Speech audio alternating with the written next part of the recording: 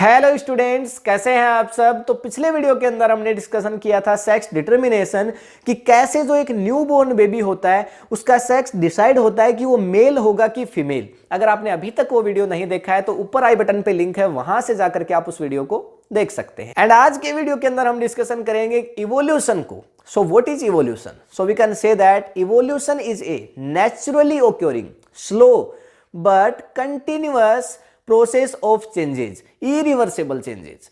तो यहां पे हमने ये कहा कि इवोल्यूशन है वो एक स्लो प्रोसेस है पर कंटिन्यूअस प्रोसेस है, ग्रेजुअली लगातार ये होती रहती है। और ऐसे चेंजमेंट्स इसके अंदर होते हैं जो कि इरिवर्सिबल है। इरिवर्सिबल का मतलब क्या होता है कि जिनको रिवर्स नहीं किया जा सकता। सबसे पहले तो आप यहाँ पे जीआईएफ जो देख पा रहे हैं, इसके अंदर आप देख पा रहे होंगे कि किस तरह से डिफरेंट जो फेसेज हैं वो आपको नजर आ रहे हैं। यानी एक जो पर्सन है वो अगर पहले का आप आदि मानव देखने जाएंगे तो आपको कुछ इस तरह नजर आएगा। और उसके बाद देखिए आज का जो इंसान है, आज का जो ह्यूमन बींग्स हैं, हम लोग हैं, आप लोग हैं, ये सभी देखिए कितने अच्छे नजर आते हैं, कितने परफेक्ट नजर आते हैं। लेकिन बिलीव मी, हम लोग भी परफेक्ट नहीं हैं। आने वाले टाइम में जैसे जैसे चेंजमेंट्स होते रहेंगे, आगे आने वाली जो जनरेशन्स हैं उनका फेस भी आपसे मिलता जुलता नहीं होगा। अभी आप देख लीजिए कि जो पुराने जमाने का जो इंसान था, यानी जो आदि मानव जिसको आप कह सकते हैं, वो देखिए किस तरह का आपको नजर आ रहा है। वो आपको ऐसा नजर आ रहा है कि जैसा कोई गोरिल्ला टाइप होगा। और आज जो आप लोग हैं वो देखिए आप अपने आप को बिल्कुल परफेक्ट समझते हैं, क्योंकि इन सबसे परफेक्ट, यानी ये जो सारे फेसेस हैं इन सबसे परफेक्ट हम लोग हैं। और आगे आने वाली जो 200-400 साल बाद, 1000 साल बाद जो जनरेशन्स होंगी वो हमें भी आदि मानव की तरह से ही ट्रीट करेंगी, क्योंकि आज जो पुराना इंसान था उसका फेस है वो हमसे मिलता जुलता नहीं है। तो आने वाले 1000-2000 साल बाद जो इंसान आएंगे, हो सकता है कि उनका जो फेस है वो भी कुछ एकदम सेम हमारी तरह से मिलता जुलता ना हो। लेकिन ये एक दिन में पॉसिबल नहीं हो पाता, ये बहुत लंबे समय में पॉसिबल होता है। जो इवोल्यूशन वर्ड लिया गया है वो लैटिन लैंग्वेज के इवोल्वेर वर्ड से लिया गया है। ये इवोल्वेर का मतलब क्या होता है? इसका मतलब होता है अनरोल करना। मतलब आप किसी चीज को, जैसे आपके पास एक चादर है, बेडशीट है, उसको आप अनफोल्ड करते हैं ना। जैसे कि आपने अगर कुछ मैट आपको बिछानी है, शादी के अंदर आपने देखा होगा बहुत सारी मैट होती हैं। उन मैट को अगर आपको बिछानी है तो उसको आपको क्या करना पड़ता है? अनरोल करना पड़ता है। ठीक उसी तरह से इवोल्यूशन का भी अगर मतलब देखें, जिस वर्ड से लिया गया है, तो उसका मतलब क्या होता है? अनरोल। मतलब सारी चीजें उसके अंदर ही हैं। जो आदि मानव था उसके अंदर ही हम जैसी ये सब कुछ शेप वगैरह थी, लेकिन ये अनरोल होते होते आया है। मतलब जब तक आगे की परतें हटेंगी नहीं तो उसके अंदर क्या है हमें कैसे पता चलेगा? तो इसका मतलब ही क्या होता है? अनरोल। यानी हमारे आसपास जितने भी चेंजमेंट होते हैं ये हेरिडिटी से देखिए पूरा डिफरेंट है।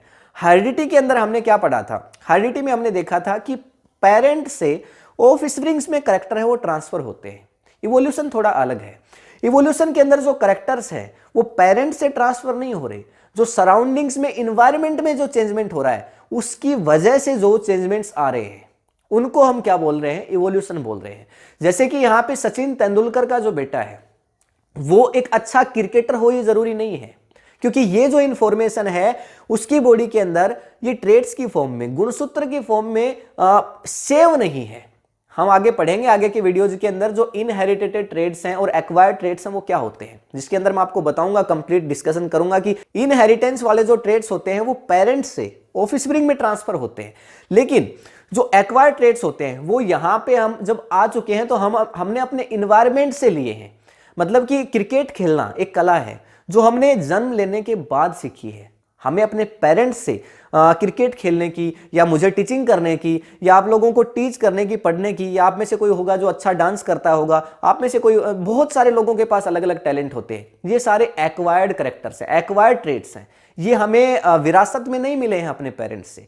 तो जो चीज़ विरासत में मिलती है वो तो इनहेरिटेंस वाली कैटेगरी में आ जाता है। तो वो उसकी जो स्टडी है वो तो क्या होती है? वो तो होती है हेरिडिटी, जो हम पढ़ चुके हैं पहले, हेरिडिटी क्या थी सारा। लेकिन जो इवोल्यूशन है वो किसकी स्टडी है? कि जो हमारे एनवायरनमेंट की वजह से हमारे अंदर जो चेंजमेंट्स आए हैं। आपकी बुक के अंदर एक बहुत अच्छा एग्जांपल बैटल्स का दिया गया है। जो बैटल्स हैं, बहुत सारी रेड कलर के बैटल्स की पॉपुलेशन होती है, ठीक है, लेकिन धीरे धीरे कौवे उनको खा जाते हैं, और जो ग्रीन कलर के जो बैटल्स होते हैं वो बचे हुए रहते हैं। इसको भी हम जो इलिस्ट्रेशन है इसको हम डिस्कशन करेंगे। तो जो बैटल्स हैं ग्रीन कलर वाले वो हरे पत्ते पे, हरे प्लांट्स के ऊपर, ग्रीन होते हैं प्लांट्स तो उन पे नजर नहीं आते हैं, वो दिखते नहीं है, तो कौवे उनको छोड़ देते हैं। और जो रेड कलर वाले हैं वो अच्छे से नजर आ जाते हैं तो उनको खा जाते हैं। तो अब धीरे धीरे क्या होगा, रेड वाले जो बैटल्स हैं, रेड कलर के जो कीड़े हैं, उनकी पॉपुलेशन तो धीरे धीरे क्या होगी, कम होती चली जाएगी। और जो ग्रीन कलर के बैटल्स हैं उनकी पॉपुलेशन बढ़ती चली जाएगी। तो धीरे धीरे रेड कलर का एक भी बैटल नहीं बचेगा, पर आने वाले समय के अंदर सारे जो बैटल्स होंगे, सारे कीड़े होंगे, वो कैसे हो चुके होंगे, ग्रीन कलर के हो चुके होंगे। तो ये सब किसने किया? क्या ये ट्रेड्स की वजह से हुआ?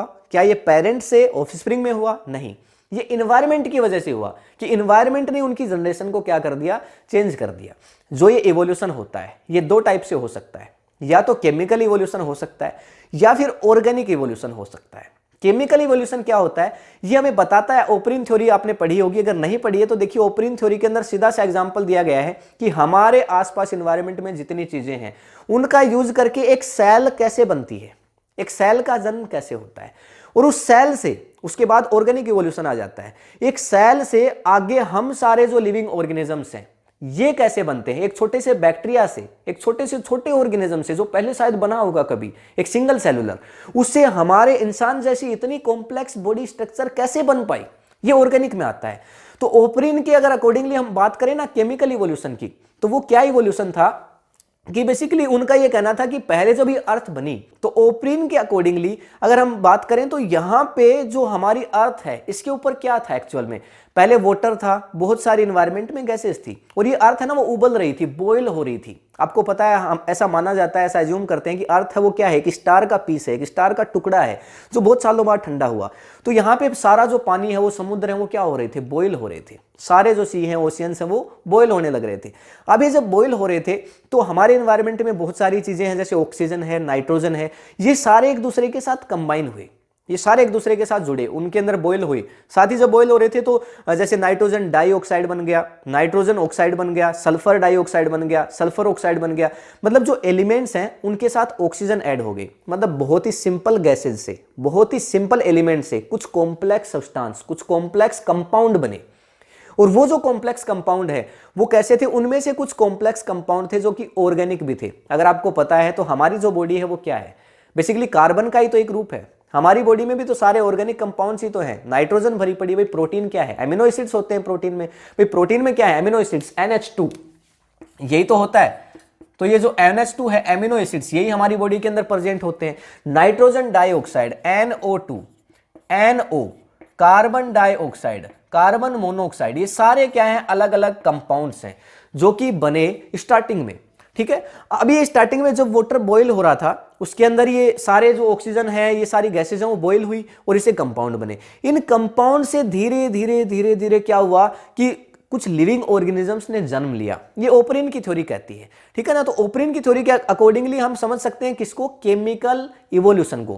केमिकल इवोल्यूशन का मतलब क्या हो गया कि जब अर्थ पे स्टार्टिंग में कुछ भी नहीं था, केवल क्या था, ऑर्गेनिक मैटर था, केवल सब्सटेंसेस थे हमारे चारों तरफ और कुछ भी तो नहीं था।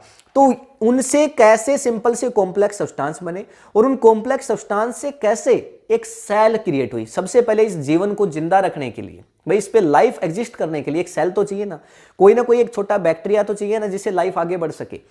तो क्या हुआ, लगातार धीरे धीरे एक सेल बनी और फिर उसके बाद यहां तक हो जाता है आपका केमिकल इवोल्यूशन। अब इसके बाद जो पॉइंट आता है वो क्या है, ऑर्गेनिक इवोल्यूशन। अब ऑर्गेनिक इवोल्यूशन हमें उससे आगे की स्टोरी बताता है। एक बैक्टीरिया बन चुका है, एक सेल बन चुकी है, लेकिन कैसे धीरे धीरे धीरे धीरे उसी एक बैक्टीरिया से इतने बड़े बड़े कॉम्प्लेक्स स्ट्रक्चर, उससे डायनासोर बन गए, उससे हमारे जैसे ह्यूमंस बने, उससे बहुत सारे एनिमल्स जैसे काउज, बफेलोज, डॉग्स, जितने सारे एनिमल्स आप देखते हैं ये सब बने। तो ये सब के सब किस तरह से बने, ये आता है ऑर्गेनिक इवोल्यूशन के अंदर। तो दो पार्ट में डिवाइड हो गया ना कि ऑर्गेनिक मैटर से एक तो सेल बनी और सेल से फिर कैसे ये डिफरेंट डिफरेंट टाइप के कॉम्प्लेक्स स्ट्रक्चर, कॉम्प्लेक्स ऑर्गेनिजम्स हैं वो बन पाए। तो कॉम्प्लेक्स ऑर्गेनिज्म कैसे बन पाए, इसके लिए डिफरेंट थ्योरीज अवेलेबल है हमारे पास, जिसमें लैमार्क की थ्योरी भी है। लेकिन यहाँ पे ये जो चैप्टर है हमारा 10th CBSE का, इसके अंदर हमें क्या पढ़ना है, इसके अंदर हमें पढ़ना है कि जो डार्विनिज्म, जिसको हम डार्विनिज्म कहते हैं, डार्विन थ्योरी, कि हम डार्विन के अकॉर्डिंगली चलेंगे कि कैसे उन्होंने हमें बताया कि जो छोटे से छोटे ऑर्गेनिज्म थे उन सेल से आगे बढ़ते बढ़ते बढ़ते बढ़ते इतने सारे कॉम्प्लेक्स स्ट्रक्चर्स बनते चले गए। ठीक है, तो डार्विन की थ्योरी को तो हम आगे डिस्कशन करेंगे जब हम इनहेरिटेड कैरेक्टर्स को, एक्वायर्ड कैरेक्टर्स को, और जो आपकी बुक के अंदर जो बैटल्स के लिए इलस्ट्रेशन दिया गया है उसको हम डिस्कशन कर लेंगे। उसके बाद हम डार्विनिज्म पे चलेंगे, पर यहां तो हम बात कर रहे हैं इवोल्यूशन की।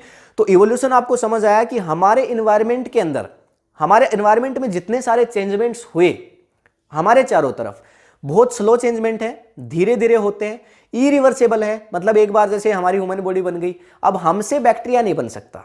अब हमसे ऐसे नहीं कि दोबारा से जो हमारी ह्यूमन बॉडी है इससे जाकर के बैक्टीरिया फिर से बन जाएगा, ऐसा नहीं होगा। बैक्टीरिया से धीरे धीरे धीरे धीरे हम लोग बन चुके हैं। ठीक है, कॉम्प्लेक्स बॉडी स्ट्रक्चर बन चुकी है, लेकिन ऐसा नहीं होगा कि कॉम्प्लेक्स से दोबारा से सिंपल बन जाए। इसीलिए मैं इसको क्या बोल रहा हूं कि एक स्लो प्रोसेस है, बहुत धीरे होता है, लेकिन इरिवर्सेबल है। जब एक बार हो जाता है तो फिर ऐसा नहीं होता कि दोबारा से रिवर्स हो जाए। ठीक, स्लो इसलिए है क्योंकि ऐसा नहीं होता कि आज जो बैक्टीरिया आज अपने सामने देख रहे हैं उससे 1 साल बाद आप देखो कि उससे इंसान बन गया, ऐसा भी नहीं होता है, बहुत लंबे सालों लगते हैं। अब आप ऐसा ही इसी से इस बात को समझिए कि जो पहले एक आदि मानव होता था, जिसका फेस आप देख पा रहे हैं इसमें, कि कितना खतरनाक सा आदि मानव था, और उससे धीरे धीरे धीरे धीरे डेवलप होते होते हमारे एनवायरमेंट की वजह से कितने सालों लग गए, हजारों साल लग गए हमको डेवलप होने में। तो ये कितनी लंबी प्रोसेस है, स्लो प्रोसेस है। ठीक है, लेकिन साथ ही कैसी है, इन्वायरमेंट की वजह से है और इरिवर्सेबल है। तो ये हमने समझा कि इवोल्यूशन क्या है। ये जो दोनों इवोल्यूशन मैंने आपको बताए, केमिकल इवोल्यूशन और जो ऑर्गेनिक इवोल्यूशन, इनके अंदर डिफरेंस कैसे राइट डाउन कर सकते हैं। पहला पॉइंट आप केमिकल इवोल्यूशन के अंदर देख पा रहे होंगे कि it is an formation of complex organic compound from simple compounds और एलिमेंट्स। मैंने यही तो अभी आपको बताया कि जितने आपके पास ऑर्गेनिक कंपाउंड तो पहले भी थे जब अर्थ बनी, उसके बाद कंपाउंड कैसे बने, सिंपल से कुछ कॉम्प्लेक्स कंपाउंड्स है वो कैसे बने, ये हमने केमिकल इवोल्यूशन देखा।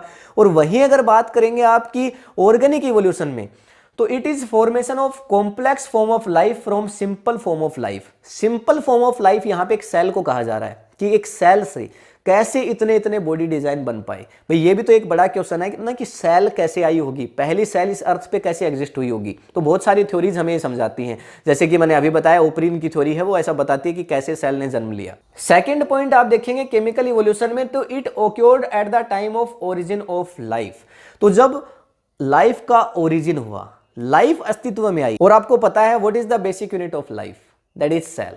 तो सेल के बिना क्या लाइफ पॉसिबल है, नहीं है। तो सेल जब एग्जिस्टेंस में आई, सेल जब अस्तित्व में आई, तो इसका मतलब chemical evolution. And organic evolution के अंदर इट इज स्टिल ओक्योरिंग, और ये चल ही रहा है। स्टिल ओक्योरिंग का मतलब क्या है, ये अभी भी चल रहा है। हम इंसान हैं, आज पूरी तरह से डेवलप अपने आप को समझते हैं, पर है नहीं। हमारे एनवायरनमेंट में डेली चेंज होते जा रहे हैं, सडन चेंज होते जा रहे हैं, और धीरे धीरे हम आज भी इवोल्व हो रहे हैं, धीरे धीरे ही सही, पर हमारे आने वाली 1000 सालों के बाद जो जनरेशंस होंगी वो हमें तक देख करके ऐसे सोचेंगे कि हम तो आदि मानव जैसे दिखा करते थे। ठीक, तो ये अभी भी चल रहा है और चलते ही रहेगा। थर्ड पॉइंट दोनों के अंदर है इरिवर्सेबल। तो एक बार जब सिंपल से कॉम्प्लेक्स स्ट्रक्चर बन गई, तो इसका मतलब ना तो केमिकल इवोल्यूशन है वो इरिवर्सेबल हो सकता है, मतलब दोबारा से रिवर्स नहीं हो सकता, और ना ही ऑर्गेनिक इवोल्यूशन है वो रिवर्स हो सकता है। तो दोनों ही इरिवर्सेबल है। पर ऑर्गेनिक इवोल्यूशन के अंदर कुछ एक केसेस हैं जिनके अंदर रिवर्सेबिलिटी है वो पॉसिबल है। उसके बारे में हम बाद में डिस्कशन करेंगे आगे के वीडियोज के अंदर, जब हम कंप्लीट डिस्कशन कर रहे होंगे। केमिकल इवोल्यूशन के अंदर बोला गया है it is a fast process, और ऑर्गेनिक इवोल्यूशन में बोला गया है it is a slow process. कहने का मतलब ये है, जो ऑर्गेनिक इवोल्यूशन है वो क्या था, फास्ट, यानी सिंपल से कंपाउंड बनना, सिंपली क्या था, फास्ट प्रोसेस था। बहुत जल्दी जल्दी जो सारे कंपाउंड हैं वो जुड़े, उनसे है ना सेल फॉर्म हो गई।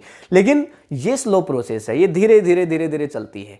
ठीक, केमिकल इवोल्यूशन के बारे में देखिए यहाँ पे लास्ट पॉइंट है, ओपरिन ने बताया, और ऑर्गेनिक इवोल्यूशन के बारे में चार्ल्स रॉबर्ट डार्विन, जो कि हम इस चैप्टर के अंदर पढ़ेंगे। तो ओपरिन के बारे में तो जितना आपको पढ़ना था वो मैंने आपको बता दिया कि ओपरिन ने किस तरह से हमें बताया कि पहले वाटर है वो बॉयल हो रहा था, उसके अंदर बहुत सारी गैसेज बॉयल हुई, उससे सिंपल से कॉम्प्लेक्स कंपाउंड बने, जैसे कि ये बहुत सारे compound, nitrogen dioxide, nitrogen oxide, amino acids, carbon dioxide, carbon monoxide, फिर वो क्लाउड बने, उनके बादल बन गए, फिर वो क्लाउड बनने के बाद उनकी बारिश हुई। ठीक है ना, उसके बाद उनसे धीरे धीरे ऑर्गेनिक जो मटेरियल्स थे वो डेवलप हुए, और जिससे एक सेल बनी। तो ये तो ओपरिन ने बता दिया था। और डार्विन के बारे में तो हम पढ़ेंगे इस पूरे चैप्टर के अंदर। जो इवोल्यूशन है वो बेस किस पे है, डार्विन के बारे में है, तो ऑब्वियस सी बात है हमें पूरे चैप्टर में डार्विन के बारे में ही पढ़ना पड़ेगा।